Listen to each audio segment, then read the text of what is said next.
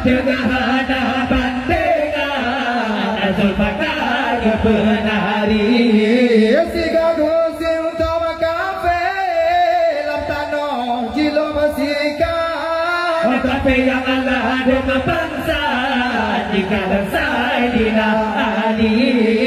Kafe yang Allah doma bangsa Jika lansai dinali Nabi na yung pengendrang Tanda perang si kafe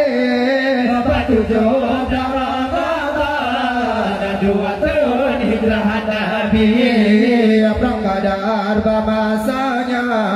Nanayu perang dia Yahudi Kafe duki menghimpau Jika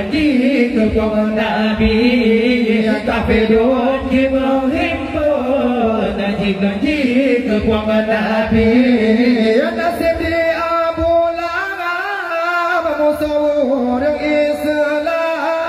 Mati dalam perang Badar Disinang dia bangkit Kafe yang lado menjiplung Takbir pun berkumandang Bendera tanda Islam Jihad pun jadi Bendera tanda Islam Jihad pun jadi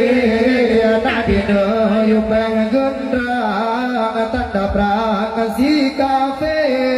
Patujuh Ramadan Dua tahun hijrah Nabi Perang Badar bamasanya Nanayu perang dia Yahudi Kafe duki menghimpun Jika kaum Nabi Kafe duki menghimpun Jika kaum Nabi Tetap Nabi Muhammad tinggal nandro Madinah Berindah Allah Naya perang bumi Situ Nabi dalam perang pedang agama Allah Agama Islam sudah sayang kawal ke Nabi Agama Islam sudah sayang kawal ke Nabi Nabi Nuh pengendrang tanda perang si kafe Patujuh Ramadan Dua tahun hijrah Nabi Perang Badar masanya Nanayu perang dia Yahudi Kafe duki menghimpun Jika kaum Nabi Kafe duki menghimpun Jika kaum Nabi Kafe kaji pegarang Nabi anjeng tebilale